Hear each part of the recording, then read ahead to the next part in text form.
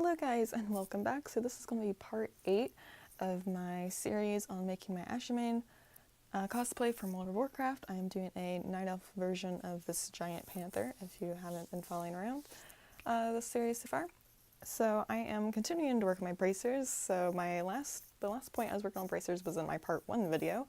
So we're finally coming back to it in part 8. All that I'm doing in this video is doing all these little detail parts. So right here I'm cutting out all the detail parts for my left bracer. There's 6 pieces for each bracer, and just the detail pieces alone. I am cutting these all out on white 2mm high density EVA foam. I'm just using a box cutter, a small one, to cut out all my pieces, and then I'm going to use a Dremel to sand them down and give them rounded edges before I finally glue them on. So I'm going to go through all of that here in this video. So yeah, right here I'm just cutting stuff out. I did cut out my piece of EVA foam with scissors first, just because as you can see here, I like to kind of spin around my pieces while I'm cutting them out. It helps me get those curves better. And I'm just kind of like laying them off to the side in the shape they'll be in later. So these are for my bracers. I'm making my bracers just the same way as they are in the game on the actual panther character. Obviously I had to scale things a little bit to fit my human arms that are fairly skinny instead of big old panther arms, but they are pretty accurate. I used a bunch of screenshots from in the game to make my pattern from. So yeah, these little details here, I end up doing these 6 separate pieces because in the game, when you look at the bracers, it looks like all these little squiggly lines are like carved out of the metal-like material. So I tried a few different things and I just decided that the easiest approach was going to be do separate pieces, use a Dremel to kind of give that, the edges, that little texture it kind of has, that looks like it has in the game. Obviously in the game everything's actually just painted on that way, but I wanted to make this look more realistic since it's in person.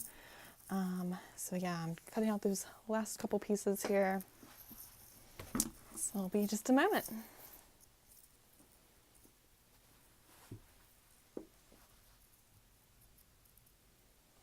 And when you're cutting out EVA foam, you want to sharpen your blades often. I'm using one of those blades that you can like pop off pieces of the blade as you go. So I'm doing that every so often. Here I'm making sure my pieces will fit properly.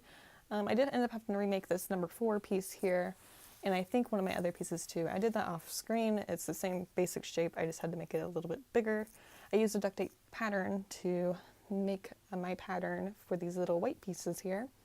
So it wasn't quite exact. I had to make some adjustments, but I mean, really making slight adjustments on 2 out of 6 pieces, I think that turned out pretty good.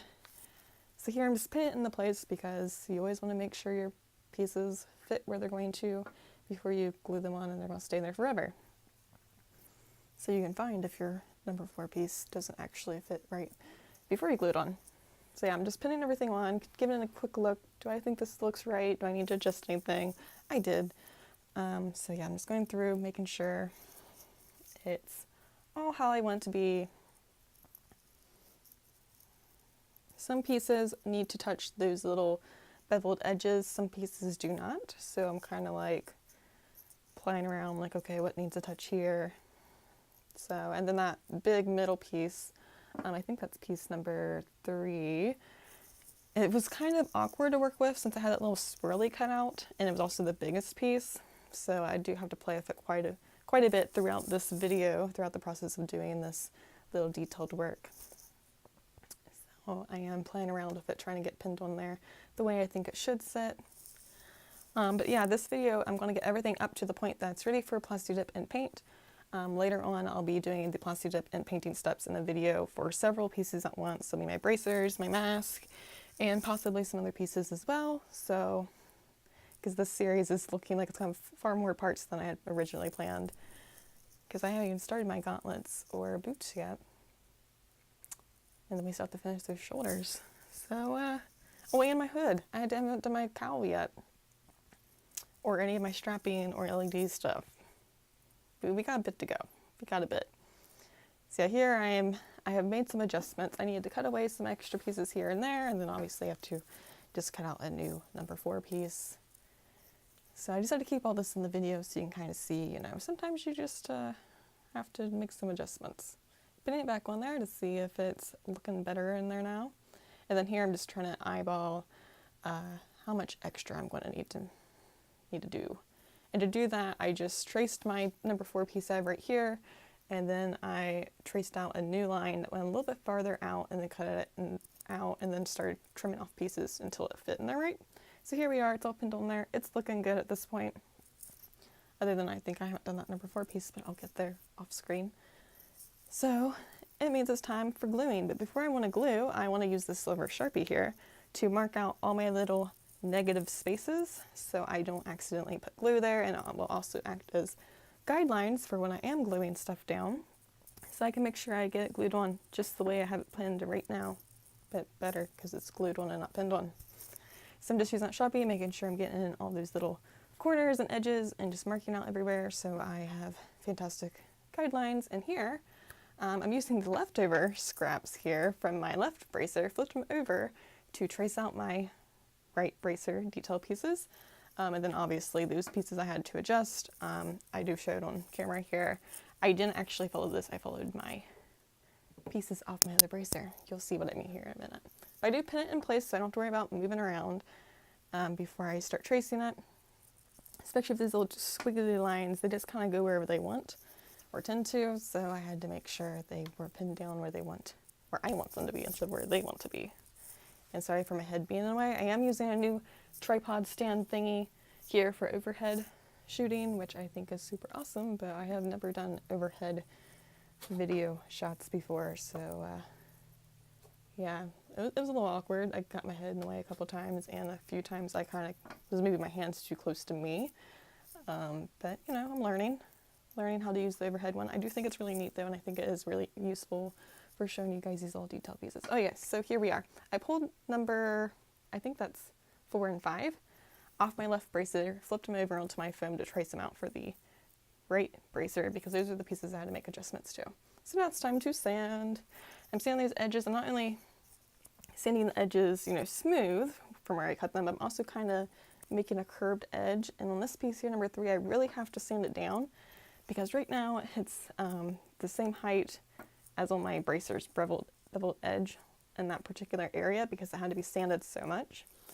So I really want to sand that down real good so they aren't even anymore. It needs to have some depth in there.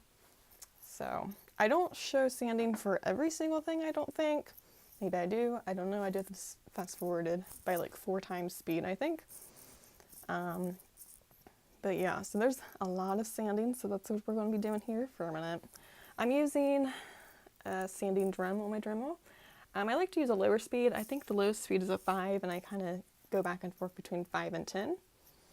So yeah, yep, obviously I skipped some of my sanding here, but it was all pretty much the same. And I do show more sanding when I get to that right bracer. So here I'm using a contact cement. I'm using Meldwood just because that's the only kind you can find where I live, unless I wanted to order it online, but I didn't really want to. I just wanted to get it now. So for this stuff, it does say you have to wait up to 20 minutes for it to be ready to go. I find that 12 minutes is a great time. So I always set a timer for 12 minutes, come back, and it's ready to go. So I start with my smaller pieces here. I put glue on them, and then I'm going to put glue on my actual bracer piece, and then I'm going to cut away from the video for 12 minutes, come back, and show you how I stick them on there. So I'm just using a popsicle stick to put it all on there. I'm trying to make sure it's all smoothed out, not too thick anywhere. And as I said, I have some awkward bits where I'm kind of off camera here because I'm just not used to the overhead. I will get used to that though. And as we go on into later parts in the video, I start getting a little better at it. So we'll see a couple more parts from here. Hopefully I have that down. Yeah, so I'm making sure I don't get any glue where I sharpied in that silver, just in the places I left blank from where the foam pieces will go. The rest of this was made out of, I think, was it 4? I think it was 6mm EVA foam. But I did a lot of sanding on it, so I took off quite a bit here and there. But I'm just trying to, there were some weird beveled pieces going on these bracers in the reference photos from the game. And I was trying to get it as close to that as I could. Especially for everything in the game being painted on and not like actually 3D for the most part. So yeah, let dry. Now it's time to put them on there. So if any contact cement, when you touch these pieces, they should feel dry. They shouldn't feel tacky or sticky or gluey at all. They should feel like they're totally dry. That means they're ready to go. So you'll see how kind of every once in a while I'll be touching these to see if they're dry or not. And then you kind of stick them on there and push them on there, and they'll be there forever. So I start with my little tiny pieces, 4 and I think 6 was the other one, my little tiny pieces, just because I felt more confident in that. Not that it really matters what order you put them in.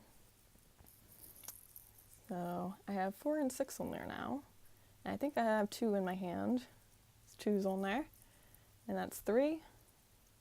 And I still have to put glue on 3 and 5. So that's going to be here in a second. But look at all that on there forever. It's great. I put glue on the wrist. Now I'm going to put glue on the wrist right here.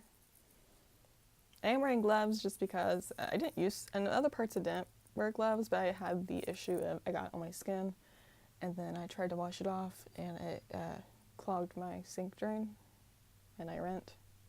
So I wear gloves now, so if I get it on my hands, I just throw away the gloves and don't have to worry about ruining in their sink drain. So yeah, you're not really supposed to get this stuff on your skin anyway. I mean, it didn't have any bad effect on my skin, but it does say not to get it on your skin, so just don't do that. Yep, so once again, just putting all that glue on there, and then I'm going to do the same thing to the negative space on the bracer where these are going to go get stuck on. So it takes a second here. Even though we're at like 4 times speed, it's a little bit of a process. A little bit. And I hope you can't hear sneezing in the background. That would be the ferrets if you can. They've been playing in the carpet, and we're in Ohio, and allergy season's really bad right now, so they're like, oh, let's rub our noses in the carpet and then sneeze for a while after. They're okay though. They're not sick or anything. So more glue on the bracers directly, so we can wait 12 minutes, but off camera, and then glue it all together. Be great.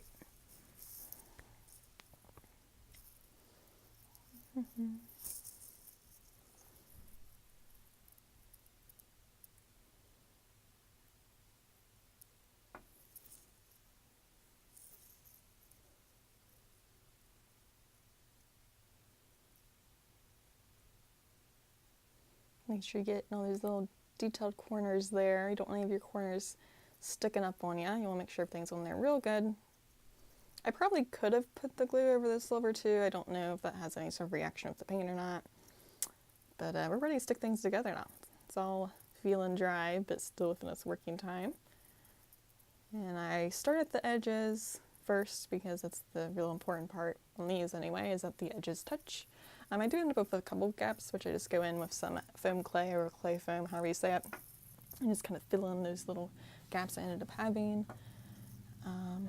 Oh, and then at the end, off camera, I do put rapid fill all over everything. I don't really know if that's necessary. I bought it and I was just like, I want to play with this. I'm still going to put plastidip on top of that.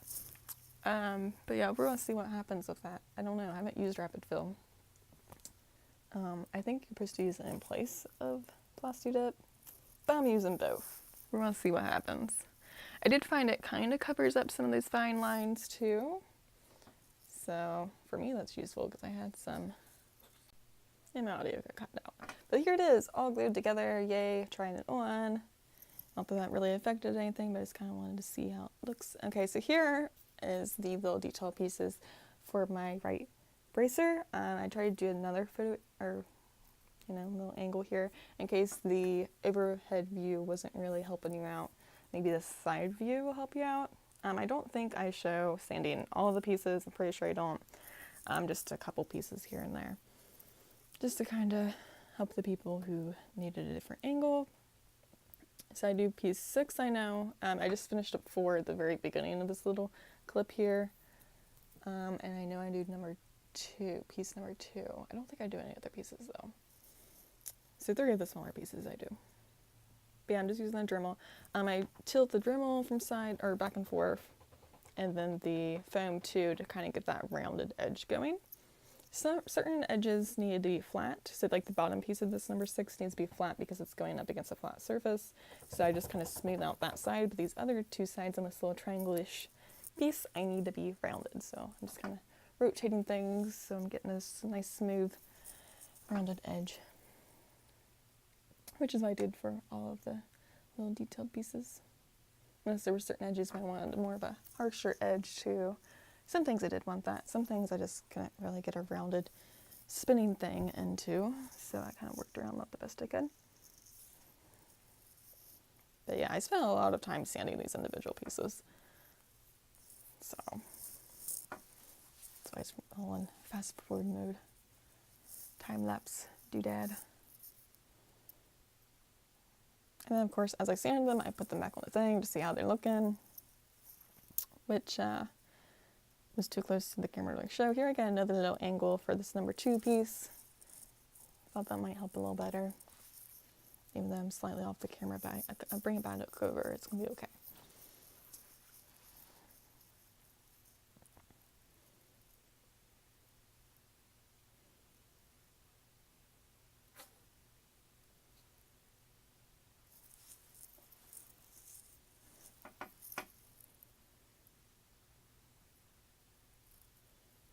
So I kind of flip these around every once in a while, you can see here.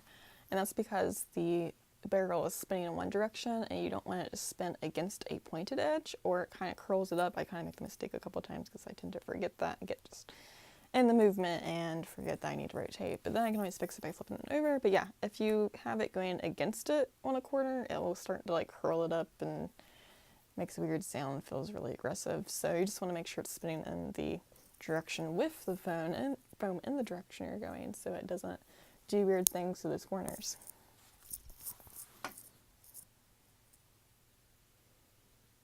And we're off screen again. And we're back. You can kind of see here we're getting a little bit of a curved edge. It wasn't like super curved edge, I just wanted the edge not to be pointed. I just wanted it to be a little bit of a softer edge. So it's not like a real dramatic thing. It probably doesn't look super noticeable on camera, but it's noticeable to me. In person, I think it's fairly noticeable at least. Plus, once I get all that painting done, I think it'll be real good.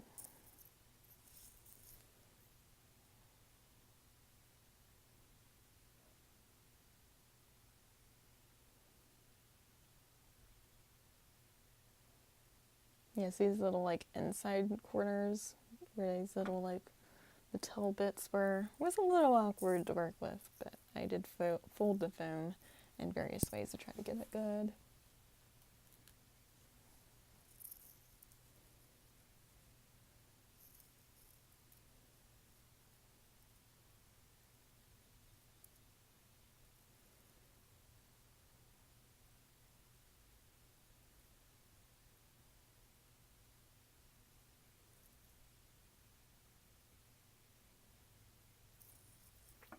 And more sanding. At least that is quite a bit of sanding. Oh look, now we're putting it on there. We're putting it on there. I don't think I should gluing these or anything because it's the same exact thing as what I did earlier. The left bracer just going the opposite direction. It's on my opposite arm. And then I think I determined that we needed a little more sanding going on. Or that's number 3. I guess we do number 3 too. I know we don't do any of the big pieces though because they take forever. Number 3 doesn't need a lot of sanding. It's a really simple shape, so it doesn't take much. Here we're working on, I think it's piece 5 a little bit. And then we don't touch piece 3 at all. So, I guess we do a little bit. Okay, I'm lying to you guys. I thought I didn't record all this. I guess I did. I'm coming back to this later to do the voiceover. So, yeah, sanding that real good. That was just the most awkward little piece. Not little piece, the biggest piece. All the little detail parts. And my shoulder pieces are going to have a sort of thing going on too, but I don't think it'll be as many pieces. I think it's going to be like between 1 and 3 pieces. So here it is, and this was after the... So here is the piece. This one's ready for plastidip now. As you can kind of see in here, I did fill in some gaps with the foam clay. Might do a little more sanding in those areas, just because I did have a little bit of gap, a little more gap than I wanted. So there was quite a few pieces around the edge where I just added a little bit more. So this is the rapid fill I have on there. It's probably not necessary, especially since I'm going to be doing the other, but I did find that helped out with a couple of seams here and there.